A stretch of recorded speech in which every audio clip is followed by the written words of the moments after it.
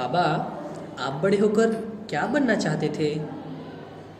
बेटा, मुझे बड़ा होकर डॉक्टर बनना था, पर गरीबी के चलते ये संभव न हो सका।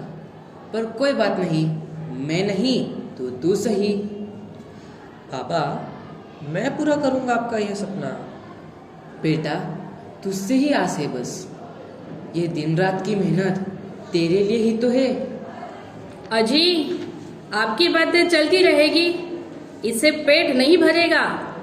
चलो दोनों खाना खाने बैठ जाओ जल्दी। नहीं मैया, मुझे भूख नहीं। मुझे मेरी पढ़ाई पूरी करनी है, मैं बाद में खाऊंगा। अरे बेटा, पहले खाना तो खा लो, फिर करना अपनी पढ़ाई। बाबा, खाना खाऊंगा तो नींद आनी शुरू हो जाएगी, फिर पढ़ने में दिक्कत होगी। उससे अच्छा मैं अपनी पढ़ाई पूरी कर लूं, फिर मैं खाना खाऊंगा। ठीक है लल्ला, पर जल्दी खाना खा लेना, क्योंकि सुबह 5 बजे उठना है, गाय धोनी है। ठीक है बाबा। बाबा, वो डेयरी वालों ने 2 महीने का हिसाब नहीं दिया है। मैंने पूछा तो तुम्हारे पिताजी से बात करेंगे, ऐसा कहा मुझे टाल दिया। हाँ हाँ, आज के जमाने में तो अपने ही पैसे मांगने की चोरी हो गई है। पर कोई बात नहीं, तू बस तेरे 12वीं के बोर्ड की परीक्षा पर ध्यान दे, बाकी मैं देख लूंगा। मेरे अच्छे हम जरूर आएंगे बाबा, बस मुझे मेडिकल के लिए अच्छे बड़े कॉलेज में दाखिला मिल जाए। बेटा, तुम्हारा ये आत्मविश्वास देखकर मेरे अंदर भी एक नई ऊर्जा का निर्माण होता है। बस ऐसे ही सकारात्मक सोच रखोगे तो सामने आने वाली हर एक समस्या कुछ ही क्षण में नष्ट हो जाएगी। कुछ दिनों बाद निरंजन की परीक्षा समाप्त हो गई और उसके 2 महीने बाद 12वीं के बोर्ड का रिजल्ट आया। उसमें निरंजन 93% अंकों से पास भी हो गया। अब मेडिकल कॉलेज में दाखिले की तैयारी चल रही थी कि भगवान की दया से निरंजन को अच्छे कॉलेज के मेडिकल शाखा में दाखिला भी मिल गया और वह अपने आगे की पढ़ाई के लिए शहर के हॉस्टल में रहने चला गया। अरे यार, 3 महीने हो गए पर यह विषय कुछ पल्ले ही नहीं पड़ रहा। ऐसा लगता है कि मेडिकल शाखा ही बदल डालूं। वैसे तुम्हारा क्या हाल है निरंजन? आफ्ताब, मेरे दोस्त, मेरी कमजोरी ये मेडिकल शाखा नहीं, बल्कि मेरी कमजोरी तो ये अंग्रेजी है। नए नए शब्द जानकर, पहचान कर याद रखना, इसमें ही सारा वक्त निकल जाता है। इस वजह से पढ़ाई भी नहीं हो पाती ठीक से। अरे गवार लोगों, नहीं समझ में आता तो छोड़ क्यों नहीं देते कॉलेज? जाओ अपने गांव वापस, कम से कम हमारी मुश्किल तो कम होगी। मुश्किल? कौन सी मुश्किल दोस्त? अरे मुश्किल नहीं तो क्या, रात भर लाइटें लगाकर पढ़ते हो, इस वजह से हमारी नींद पूरी नहीं होती। ऊपर से वो रटने के लिए जोर जोर से पढ़ने की आवाज उस खराटों से भी बदतर होती है। दोस्त, माना हम रात में पढ़ाई करते हैं, पर आप वो लाइटें बंद कर देते हो तो हमें बाहर सीढ़ियों पर जाकर पढ़ना पड़ता है। तब तो आपको कोई तकलीफ नहीं होती ना? ओए चूजे, तू ज्यादा स्मार्ट मत बन, वैसे भी तेरा कुछ नहीं होने वाला।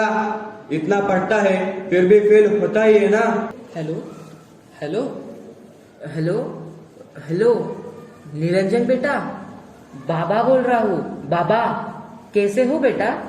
मैं ठीक हूँ बाबा, आप सब कैसे हैं? यहाँ हम सब अच्छे हैं। सुनो निरंजन बेटा, रमा की शादी तय हो गई है। यह तो बहुत अच्छी बात बताई आपने बाबा। तैयारी चल रही होगी फिर, और काम भी बहुत ज्यादा होगा ना? हाँ, काम तो है, पर उसका टेंशन तुम मत लो। तुम बस अपनी पढ़ाई पर ध्यान दो। बाबा, मुझे डर लग रहा है। किस बात का डर बेटा? बाबा, मन लगाकर पढ़ता हूँ, पर फिर भी कुछ समझ नहीं पाता। यहाँ के रूममेट भी ठीक से पढ़ने नहीं देते हैं। रो मत लल्ला, क्या हुआ मुझे ठीक से बता। बाबा, आपने कर्जा लेकर मुझे यहाँ भेजा है कि मैं कुछ कर सकूं, पढ़ सकूं, आगे बढ़ सकूं, पर मुझसे पढ़ाई पूरी नहीं हो पा रही है। आपकी अपेक्षाओं पे मैं खरा नहीं उतर पा रहा हूँ। मेरी वजह से आपके पैसे बर्बाद हो रहे हैं बाबा। लल्ला, मेरी एक बात ध्यान से सुन। तू गिरेगा नहीं तो उठने की ताकत कैसे निर्माण होगी? हमें आसानी से कुछ नहीं मिलता, और जो आसानी से मिल जाए वो ज्यादा दिन नहीं टिकता। सब स्टूडेंट अपना ही पेपर लिखे, दूसरों को मार्गदर्शन ना करे, नहीं तो परीक्षा हॉल के बाहर निकाल दिए जाओगे, समझे?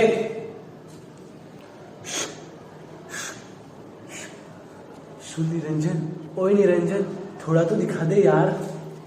प्लीज मुझे तंग ना करो दोस्त। निरंजन, क्या तुम्हें भी बाहर जाना है? सर, ये प्रतीक तंग कर रहा है मुझे, इसमें मेरा कोई दोष नहीं है। ठीक है, लिखो अपना पेपर। प्रतीक, तुम्हारी अगर एक भी शिकायत आई ना वापस, तो तुम्हें पूरे सेमेस्टर से बाहर करवाऊंगा, याद रखना मेरी बात। ठीक है सर। मुझे पास करो वो चीट। हाँ ये लो। अब मजे ही मजे हैं।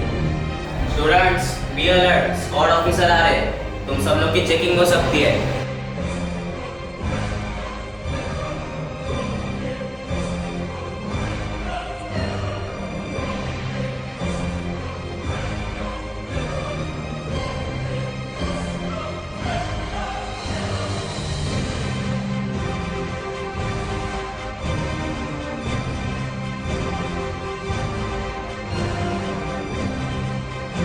मैडम, यह मेरी नहीं है। अगर तुम्हारा नहीं है तो तुम्हारे पाउच में कैसे मिला? माँ कसम मैडम, यह चिट मेरी नहीं है। अपनी गलतियों को छुपाने के लिए माँ बाप की झूठी कस्में भी आसानी से खा लेती है तुम्हारी जनरेशन। मुझे कुछ नहीं सुनना, चलो अभी उठो, चलो प्रिंसिपल के ऑफिस में।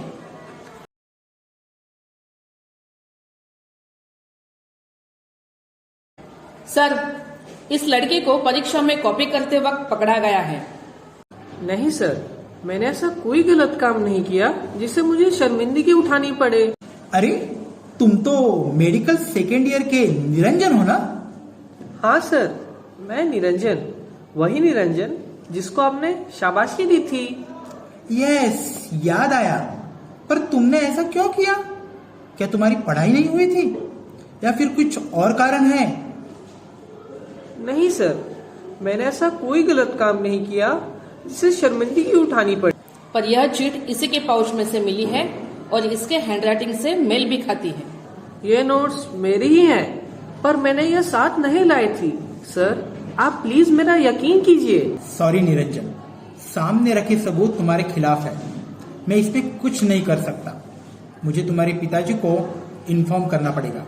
सर प्लीज मेरे बाबा को यह मत बताइएगा, वरना वो शर्म से मर जाएंगे। पहले से ही वो कर्ज में डूबे हुए हैं और माँ भी बीमार रहती है। सर प्लीज सर, ऐसा मत कीजिए सर, प्लीज।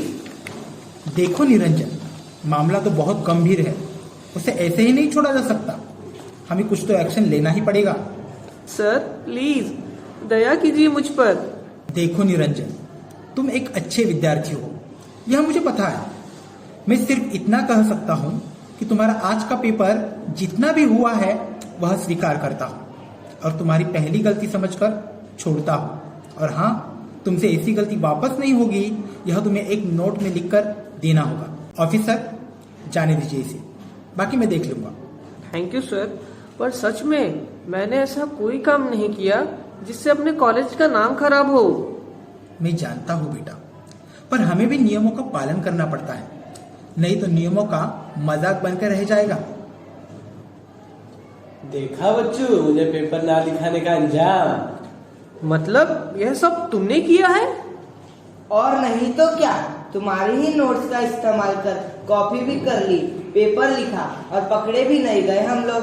तुम्हें थोड़ी भी शर्म ना आई यह सब करते हुए? शर्म काहे की बच्चू, हमें तो पास होना है, उसके लिए तुम्हारे जैसे लल्लू को उल्लू बनाकर अपना काम निकलवा लेते हैं। तुम लोगों ने ये अच्छा नहीं किया, तुम्हें तुम्हारी इस बदसलूकी का दंड जरूर मिलेगा। हाँ, देख ले जा, तू भी यही और हम भी यही, देख लेते हैं कौन किसका उखाड़ लेता है।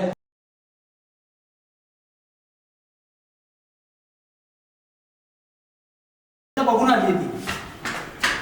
डॉक्टर, डॉक्टर, क्या हुआ इसे? कैसे हुआ? वह सब बाद में बताता हूँ, पहले इसका इलाज तो करो।